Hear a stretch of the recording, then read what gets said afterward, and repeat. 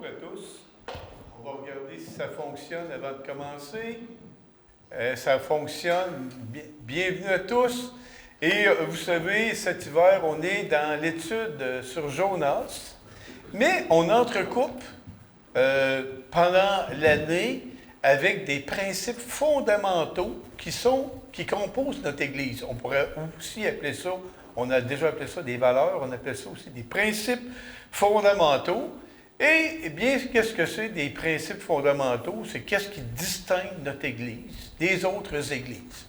Et Will, lors de la première présentation qu'il y a eu là-dessus, a parlé de notre foi commune. Je ne sais pas si vous vous en souvenez. Et j'avais beaucoup aimé la façon qu'il avait dit d'expliquer c'est quoi cette chose-là. Autrement dit, c'est quelque chose qui caractérise notre Église, mais qui fait que si une autre Église ne pratique pas cet élément-là, ben ils ne sont pas anathèmes pour autant. Donc, c'est très bien. C'est une façon d'avoir la couleur de notre Église. On va le dire comme ça. Exemple, on pourrait penser à une Église qui penserait, avec raison ou non, que seul l'orgue doit être utilisé comme instrument de musique. On pourrait penser, on pourrait imaginer ça. Et une autre Église qui dit non, on doit avoir une diversité d'instruments de musique. Bien, vous auriez donc une couleur. Voyez-vous, une couleur qui serait là. De la même façon, on pourrait imaginer une Église qui dirait non, nous, on ne veut pas avoir d'école du dimanche. Oui, vous savez, on est habitué d'avoir une école du dimanche. Mais on pourrait avoir une Église qui dirait non, tout le monde dans la grande salle, c'est comme ça se fait chez nous. Ce serait leur couleur à eux. Est-ce mal, est-ce bien? Bien, c'est un choix qu'ils ont pris à ce moment-là. Donc, c'est ça qu'on parle, mais en même temps, lorsqu'on parle d'une couleur spécifique de notre Église, on pense que cette couleur-là, elle est bonne, elle est inspirée de Dieu, puis on croit aussi que c'est quelque chose qu'on doit se diriger comme chrétien. En fait, dites-vous, quand vous rentrez quelque part, qu'est-ce que vous remarquez parfois des choses, puis vous vous dites, ah, c'est comme ça que ça se passe. Je me rappelle, moi, il n'y a pas si longtemps que ça, j'avais à établir justement des principes fondamentaux, des valeurs d'une organisation qui existe depuis très longtemps. Et qu'est-ce qu'on fait dans ce temps-là? On se promène dans les couloirs, on parle avec les gens, on regarde comment ils se comportent, puis on arrive, voici les 4 valeurs, puis c'était pas plus compliqué que ça. Dans le cas de notre Église, ce n'est pas comme ça que ça s'est fait vraiment. Les fondateurs ont dit, voici, après examen, selon la sagesse de Dieu, voici 8 valeurs, 8 principes fondamentaux qui nous animent et qui vont marquer, qui vont donner une couleur à notre Église. Et je vais parler de la deuxième valeur aujourd'hui, deuxième principe fondamental, mais ce n'est pas stable dans le temps. Vu que c'est des choses dans lesquelles une Église peut se comporter autrement qu'un autre, on a ajouté aussi 2 autres principes fondamentaux depuis un certain temps, je pense depuis 2 ans, dont l'enseignement par exposition. Et aussi, je crois bien qu'on a ajouté l'aspect que la formation, quiconque rentre dans notre Église s'aperçoit rapidement que le côté formation des ouvriers, bien, je pense que ça prend une place importante. Donc, ça vous dresse un petit peu la mise en bouche de tout ça. Et aujourd'hui, je vais vous parler, j'en suis très heureux de le faire, de la collégialité des anciens. Vous comprenez, quand on se lève le matin, c'est pas le sujet qu'on a comme membre, puis comme adhérent de l'Église, regardez, bon, je vais regarder ce matin le sujet de la collégialité des anciens. Hein? Vous comprenez, ce n'est pas notre préoccupation première. Néanmoins, si je peux vous dire que c'est tellement important pour l'Église, tellement important, il m'a passé 40 minutes à vous en parler ce matin. 40 minutes de temps, et avec joie et passion pour de ça. Avec joie et passion de vous parler d'un sujet que vous ne pensez pas à tous les jours, j'en suis convaincu. Peut-être une fois par année, 2 fois, et on va tout vous expliquer ça. Mais avant de vous parler de ça, j'aimerais vous parler, pour ceux qui prennent des notes, je vais exposer 3 modèles de direction spirituelle qui n'est pas la collégialité des anciens. Juste pour qu'on parte l'histoire. Le premier modèle que je voudrais vous parler, c'est un fonctionnement sans pasteur, c'est-à-dire congrégationaliste, dans lequel un groupe de croyants dit « Nous, on n'en veut pas de pasteur, on n'en veut pas d'anciens, on va s'auto-diriger nous autres mêmes, tout le monde est égaux, et on voit ça dans le milieu, de temps en temps, dans le milieu évangélique. Pour que ce modèle-là puisse fonctionner, ça prend une implication maximale des membres. Pourquoi? Parce que généralement, il n'y a pas d'ouvriers payés dans ces groupes-là. Donc, pour que ça fonctionne, il faut que tu mettes l'épaule à la roue beaucoup. Ça entraîne cet élément-là d'implication des membres, mais ça l'emmène aussi souvent que c'est des églises qui ont de la misère à grandir. Pourquoi? Parce qu'il n'y a justement pas d'ouvriers. Et donc, surtout, et là je dis clairement, je ne peux pas être plus clair que ça, c'est un modèle non biblique, non désiré par Dieu, parce que le modèle de Dieu désire, implique des hommes qui font de la direction de l'Église. Donc, bien qu'on l'observe, il est non biblique et non désirable et non désiré par Dieu. Je le dis clairement comme ça, bien qu'il peut exister autour de vous. Deuxième modèle. Deuxième modèle, c'est le modèle d'une Église à pasteur unique. OK? Donc, il n'y a qu'un seul pasteur qui dirige l'Église. Et quand on y pense, c'est un modèle assez courant lorsque vous regardez autour de vous. Une seule personne qui dirige. Et souvent, il n'y a aucun autre pasteur. Souvent, c'est dans des petites assemblées. Et souvent aussi, l'ancien assume toutes les prédications. OK? Il fait pratiquement tout. Les avantages de ce modèle-là, bon, dans un contexte de manque d'ouvriers. Là, je suis très pratique. Excusez-moi le côté gestionnaire de moi, là. Mais quand tu manques d'ouvriers, tu en places un dans chacune des églises, bon, au moins tu fournis, si on peut dire, les gens, OK? Les églises. La hiérarchie est très, très claire. Tu sais à qui t'adresser. La prise de décision est aussi souvent très rapide. La personne n'a pas besoin de consulter personne d'autre. Tu vas voir la personne et tu as la décision qui est là. Et souvent aussi, vous avez une excellente continuité dans l'enseignement. C'est toujours le même gars qui est là. Je ne parle pas d'une excellente diversité dans l'enseignement. Je parle d'une excellente continuité. Il est tout le temps là. Par contre, les désavantages sont là également. Instabilité de l'Église en cas de maladie, de mort ou de départ de l'ancien. Ça peut être aussi un désastre si l'Église dérape spirituellement en raison d'une dérape spirituelle de l'ancien. Il y a un risque, et ça c'est important, on n'y pense pas, il y a un risque accru de sentiment d'isolement, de solitude de l'ancien qui est tout seul. Il est tout seul. Tu n'as personne à te référer. Tu n'as personne à te référer. Tu es toujours le seul. Soit en passant, moi, vous dire un petit secret, une petite confidence. Malgré, moi, vous savez, j'occupe une position unique dans mon organisation et je n'ai pas de vis-à-vis dans mon organisation. OK? Je n'ai pas de vis-à-vis, puis parfois, ça me pèse. Tout repose sur mes épaules, c'est fait comme ça.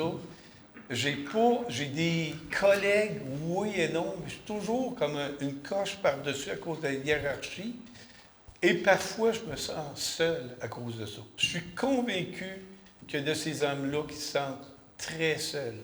Oui, ils peuvent parler à d'autres églises, mais de l'intérieur, non pas ce niveau-là. Et le problème aussi que nous avons, danger de se concentrer sur certains éléments, d'en négliger d'autres dans l'Église. Exemple, quelqu'un qui est très fort sur l'évangélisation, mais il met tout l'accent là-dessus, il n'a pas l'équilibre qu'on peut avoir avec d'autres hommes qui sont là. Également, ce sont des églises qui vont avoir de la misère à assurer une croissance ou de développer des églises filles.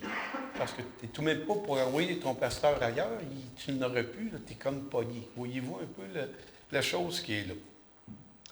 Mais le plus gros désavantage de ça, le majeur, juste lui ferme le dossier.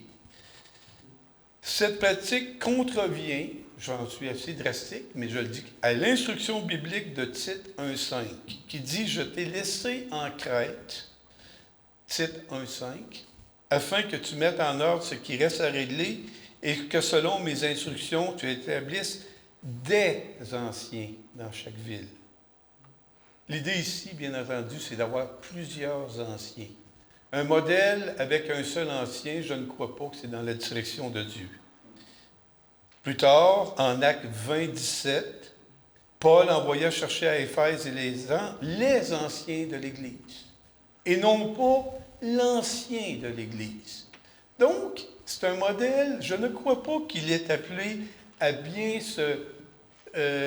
remplir les ordres divins parce qu'il n'obéit pas à cette prescription de Dieu.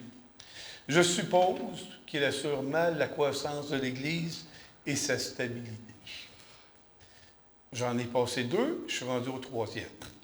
Troisième, c'est un modèle que vous allez voir autour de vous également. On n'a pas adopté celui-là ici à l'Église. C'est plusieurs pasteurs, mais avec un principal. OK? Donc, là, on obéit à l'ordre de Dieu. Il y a plusieurs pasteurs dans l'Église. Mais la différence, la particularité, c'est que l'un d'entre eux a un statut plus important que les autres. OK? C'est le modèle du pasteur principal ou du pasteur senior à travers un ensemble d'autres pasteurs. Soit dit en passant, ça fait un petit peu bizarre d'avoir des anciens seniors avec un conseil avec des anciens juniors.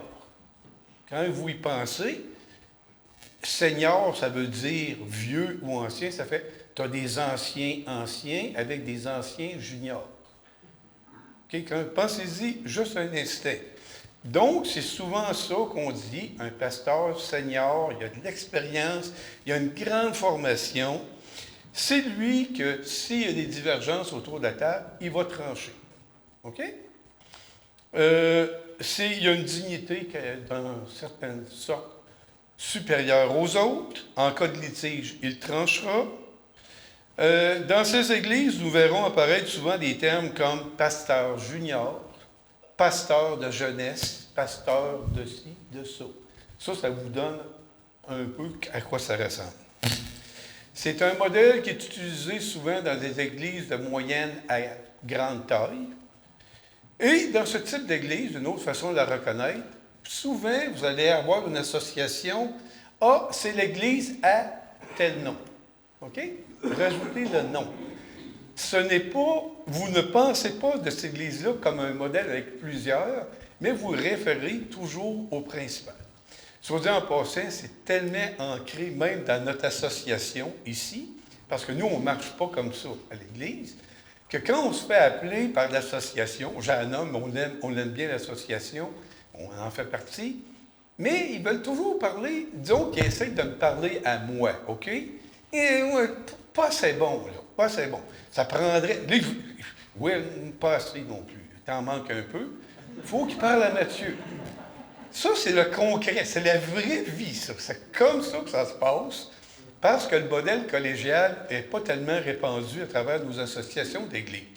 Je vous délivre des petits secrets. Sous en passant, si les gens de l'association nous écoutent, on vous aime bien gros, mais il est peut-être temps que vous changiez un peu. OK? S'ils nous écoutent. Donc, avantage de ce modèle-là, il y a plusieurs anciens, ce qui correspond aux instructions bibliques. La hiérarchie est assez claire, si elle est bien expliquée. On peut avoir une continuité et même une diversité dans l'enseignement, tout dépendant comment c'est mené. Les désavantages.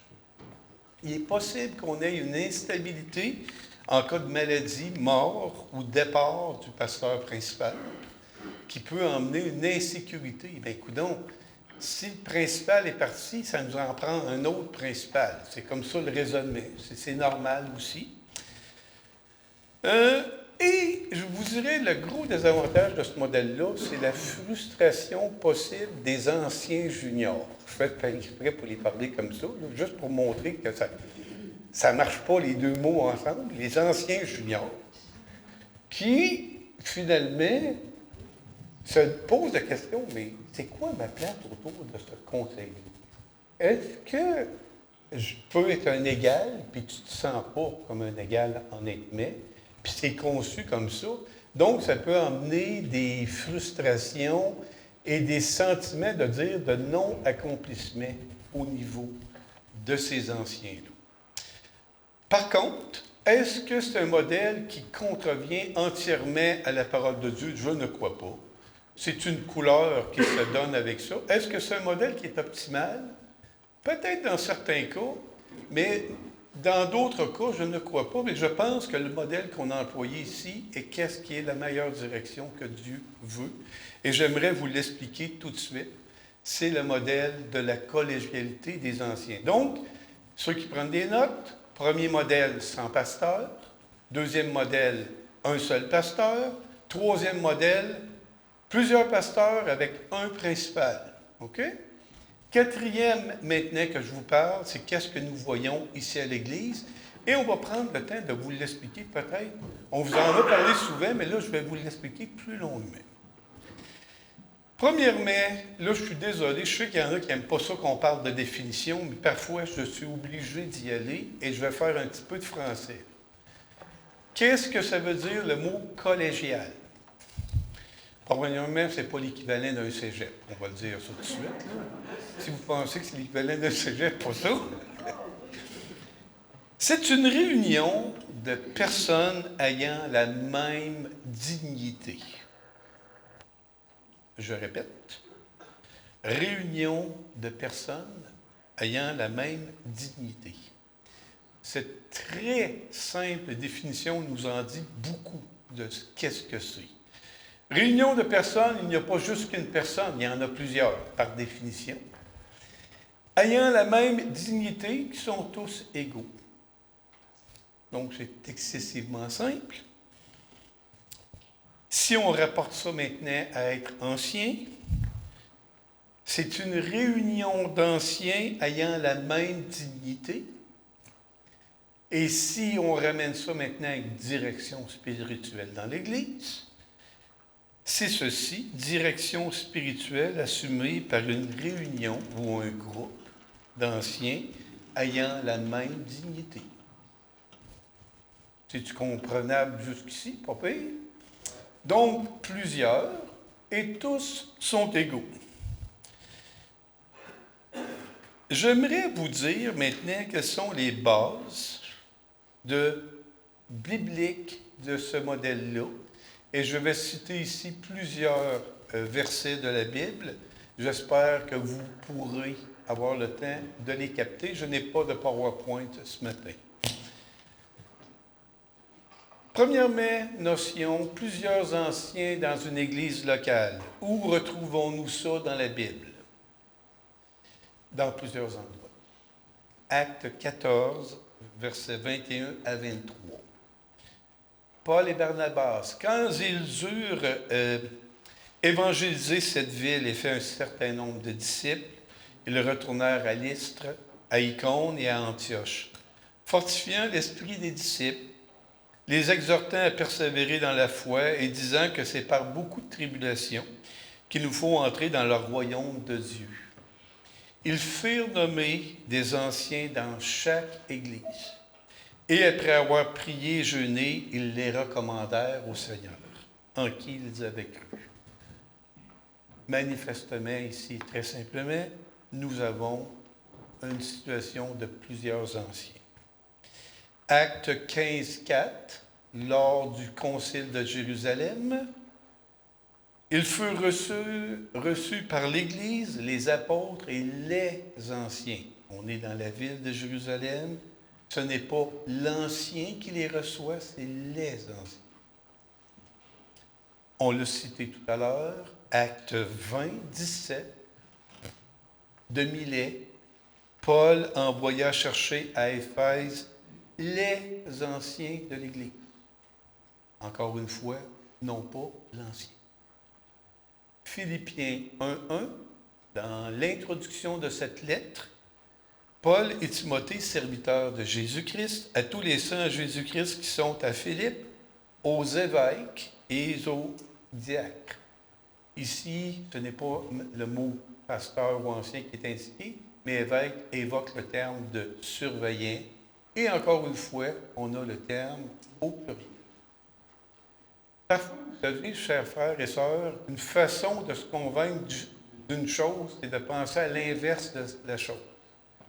Donc, j'ai fait une recherche dans la Bible avec ancien, pas de S. Je me suis dit, ça doit bien exister, ça, ancien, pas de S.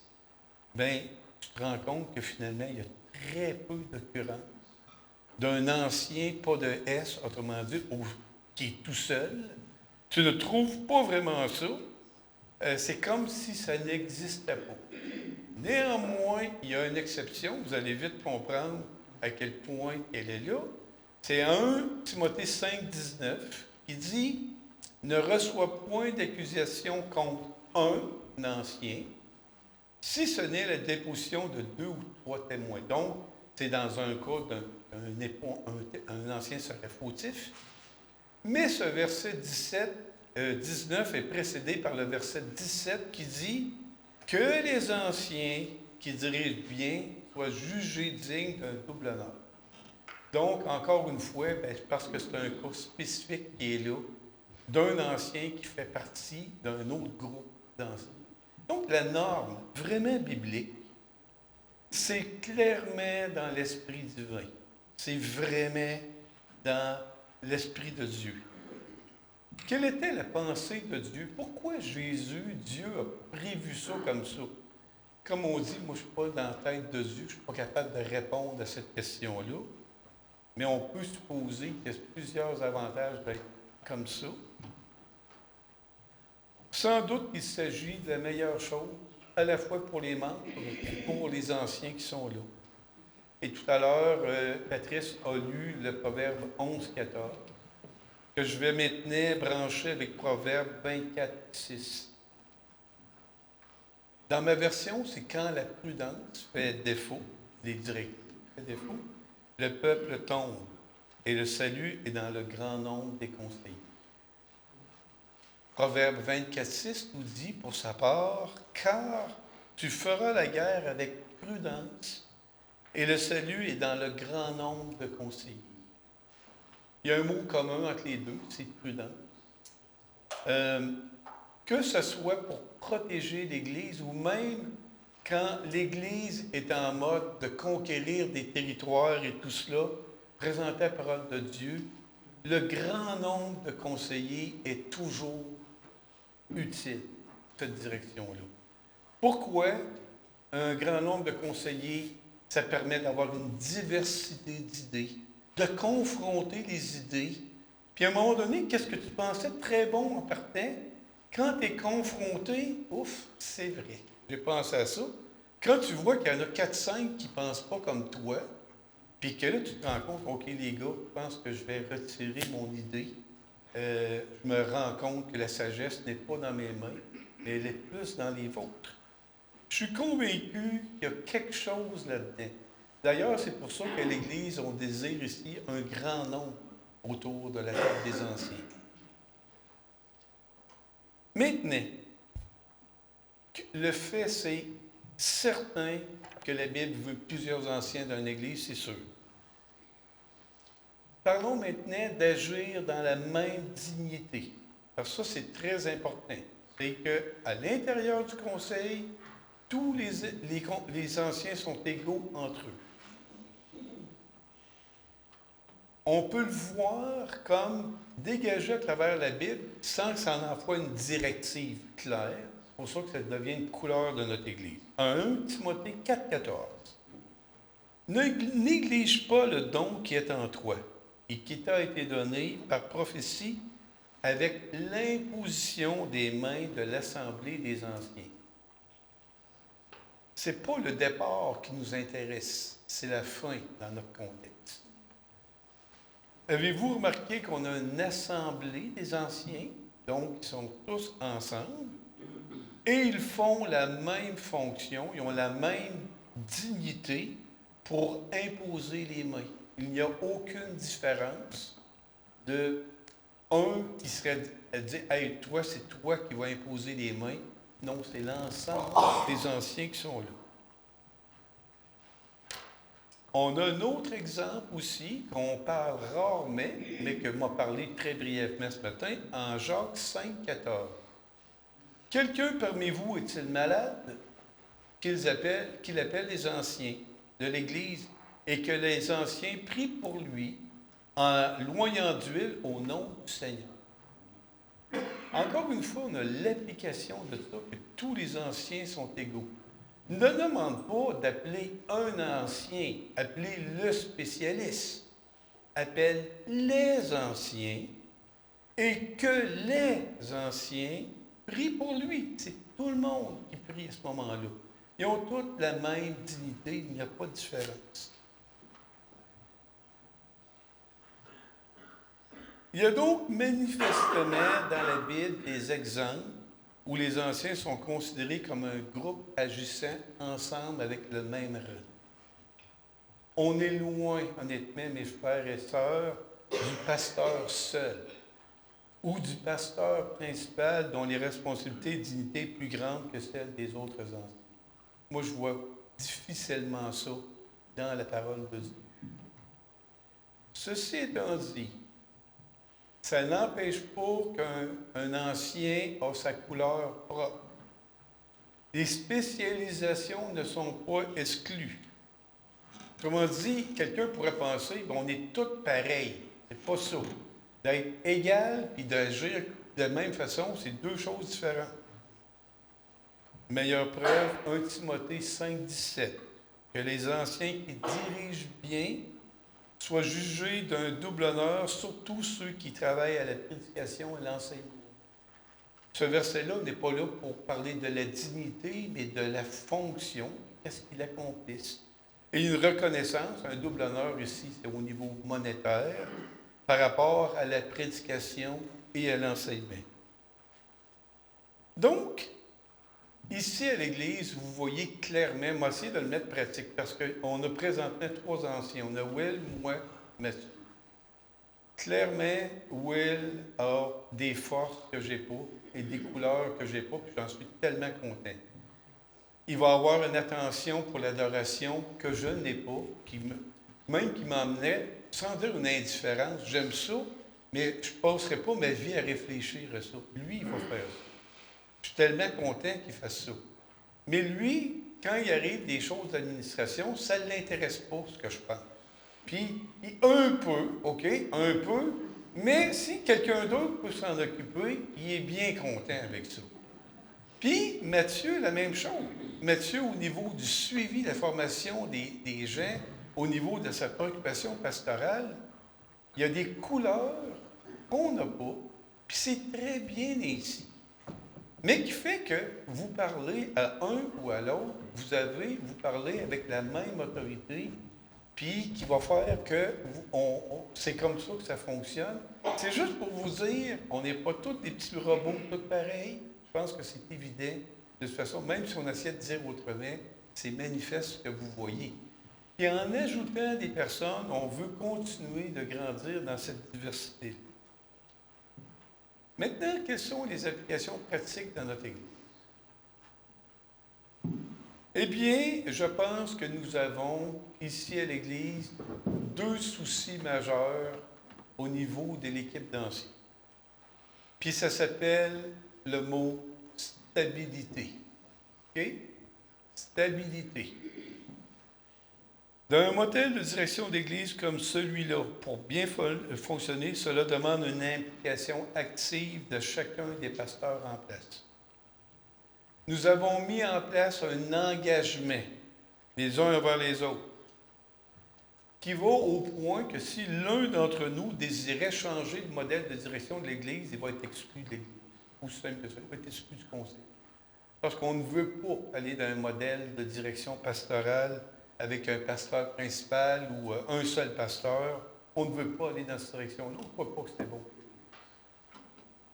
Nous avons aussi une assistance mutuelle, c'est-à-dire d'être les premiers soutiens les uns envers les autres. Il y a quelque chose qui se passe. C'est pour ça que nos rencontres, aux en passant, de conseils, juste pour vous délivrer, peut-être vous demander qu'est-ce qui se passe de ces rencontres-là. On commence toujours par un temps de partage personnel. C'est drôlement important, ça. C'est pas juste ouvre ton sac, on va t'écouter, puis on passe à l'autre sujet. C'est de savoir ce qui se passe dans le cœur de cette personne-là, pouvoir l'accompagner, prier pour lui. On s'intéresse aux autres personnes. Je pense que c'est fondamental, cet élément-là. Lors des retraites pastorales, oui, on a toujours des sujets à traiter, des sujets très importants, mais on passe minimum la moitié du temps à parler de nos vies, de où est-ce qu'on en est rendu, parce qu'on trouve que c'est extrêmement important. Pour faire juste de la jasette, si vous en passez, autour d'un sujet, ta nouvelle motoneige, ton nouvelle auto, c'est pas ça. Mais personnel, on s'en va plus en profondeur. Puis ça, c'est drôlement important parce qu'on est tous égaux. Donc, on doit développer une confiance et une connaissance de l'autre. On doit faire ça. Nous lisons également l'alliance relationnelle qui est juste en arrière ici. Prenez le temps à un moment donné, peut-être même après le culte. Allez voir, elle est juste là. On la lit à chaque fois. À chaque fois, on lit cette alliance-là pour se rappeler comment on doit se conduire les uns avec les autres.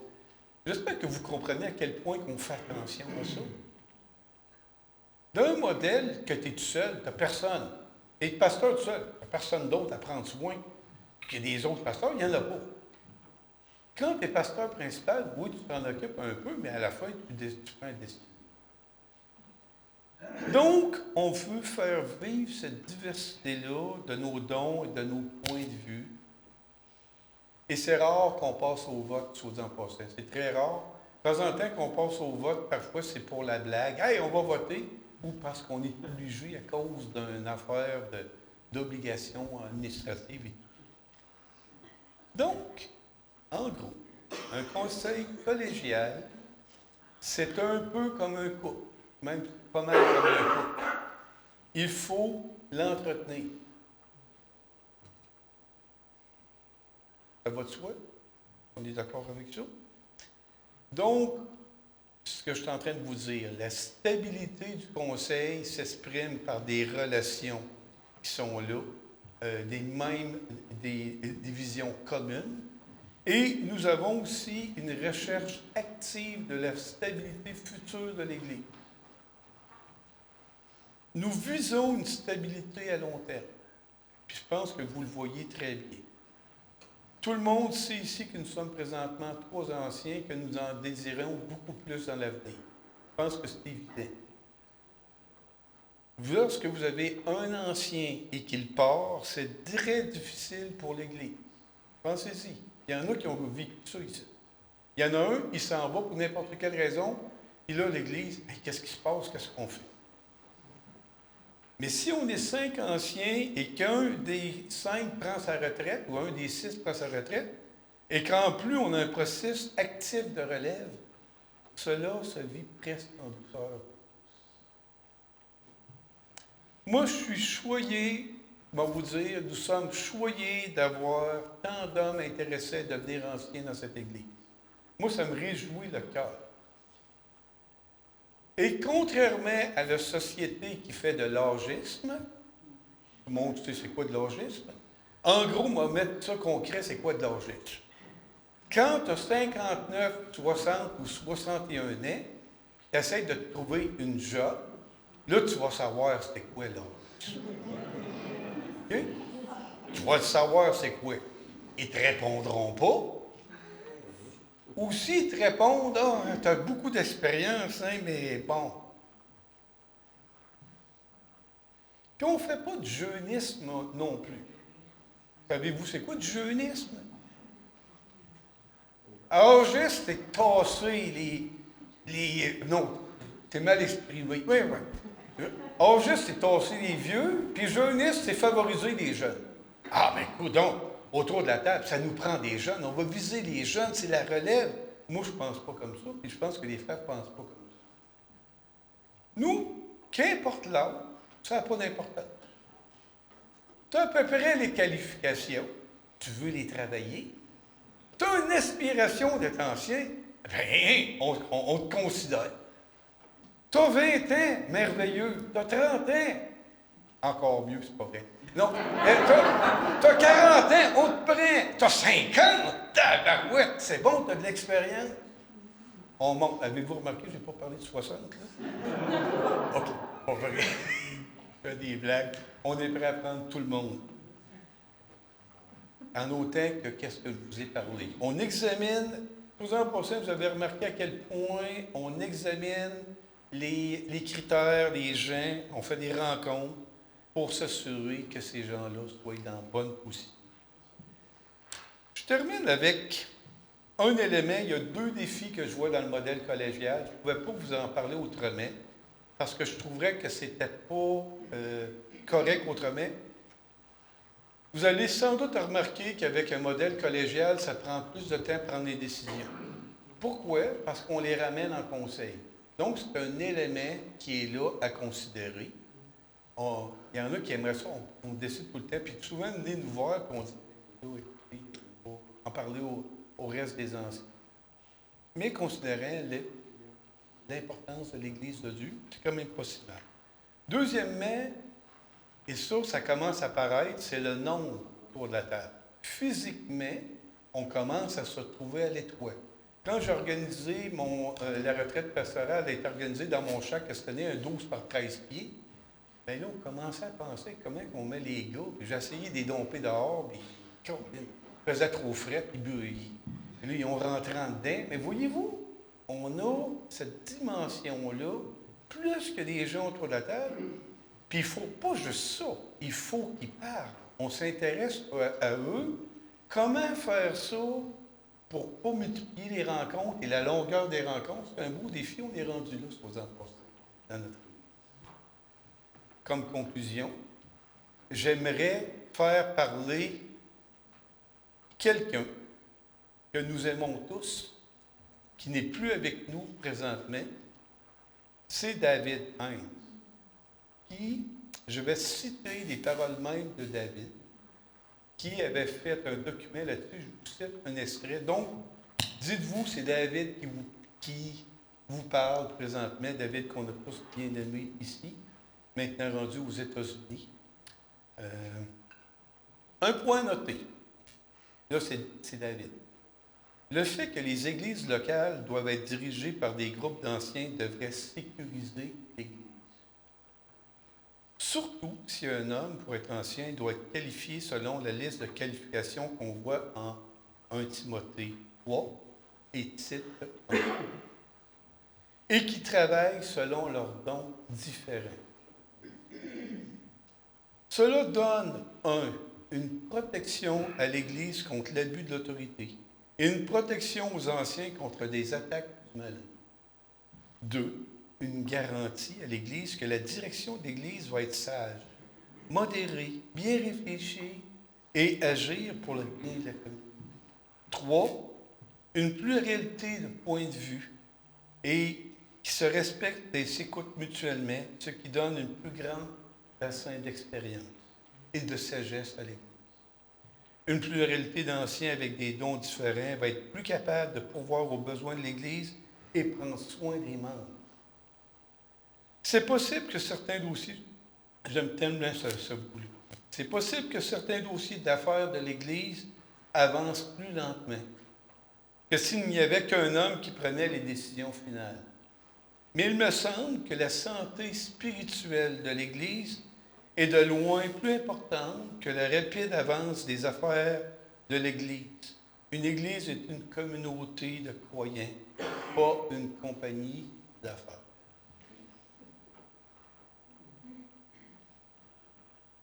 Maintenant, vous allez vous dire, je vous ai apporté ça ce matin. Je sais que vous avez sans doute, probablement pas prié pour la collégialité des anciens ce matin. ni dans la semaine. Mais vous avez certainement prié qu'on soit bien dirigé, qu'on soit accompagné par Dieu. J'en suis convaincu que vous avez prié là-dessus. Eh bien, moi, je pense que deux choses que vous pouvez faire comme membre. Premièrement, remercier Dieu pour sa sagesse d'avoir placé un modèle comme ça. De prier pour vos anciens régulièrement. On en a vraiment besoin parce qu'on porte une charge devant Dieu de vos âmes. Et juste pour ça, ça devrait vous encourager à prier. Et également d'aimer vos anciens, de les encourager. Je sais, on fait tout le temps des affaires de travers. On devrait être plus ou moins comme ça. On fait notre possible pour ça. Mais de nous aimer, je pense que c'est quelque chose, c'est rare que je parle comme ça, je le dis parce que je sais que c'est dans la Bible. Maintenant, je vais faire une dernière confidence avant qu'on passe au repas du Seigneur. Si un jour je devais changer d'église, et croyez-moi que je veux mourir dans l'église ici, okay? Je le dis juste comme image rhétorique. Si je devais, je suis mal pris pour changer d'église, je vais vous dire, je suis rendu au point, je n'irai pas le dimanche matin à regarder la qualité des chants, voir si les gens sont accueillants, le bâtiment est bien entretenu, le prédicateur, il nous a-tu renversé, il m'a-tu fait des grosses bombes sur ses bras, puis que j'étais, je ne regarderais même pas ça. Non. La seule affaire que je pense que je serais rendu, j'exagère un peu, mais une des affaires principales que je regarderais, c'est le modèle des restés. Et j'essaierais de me trouver une église avec une direction pastorale assurée par plusieurs anciens qualifiés. Moi, ça serait là mon premier critère que je... J'aimerais vous donner maintenant une commission, comme on fait à chaque fois. Et je l'ai pris selon le thème que nous avons aujourd'hui. Obéissez à vos conducteurs, et on trouve ça dans Hébreux 13, 17 à 19. Obéissez à vos conducteurs et soyez leur soumis, car ils veillent au bien de vos âmes dont ils devront rendre compte. Faites en sorte qu'ils puissent le faire avec joie et non en gémissant, ce qui ne serait pas à votre avantage. Priez pour nous, ça c'est ce que la Bible nous dit, car nous sommes convaincus d'avoir une bonne conscience avec la volonté de bien nous conduire à tous égards. Je vous demande instamment de le faire afin que je vous sois rendu plus tôt. Et la bénédiction, c'est toujours dans Hébreux, quelques versets plus loin, et cette bénédiction est pour vous tous, tirée de la parole de Dieu. Que le Dieu de paix, qui a ramené d'entre les morts le grand berger des brebis, par le sang d'une alliance éternelle, notre Seigneur Jésus, vous rende apte à tout ce qui est bien pour faire sa volonté.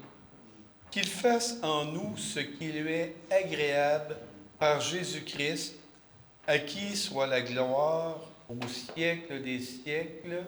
Amen. Très bien. Alors, ça va se terminer. Si je ne me trompe pas, on a une table à l'arrière aujourd'hui. Il va y avoir une table à l'arrière ici pour des dépliants, des autocollants et tout ça. Juste à l'arrière pour l'instant. Alors, très bon dimanche. Que Dieu vous bénisse.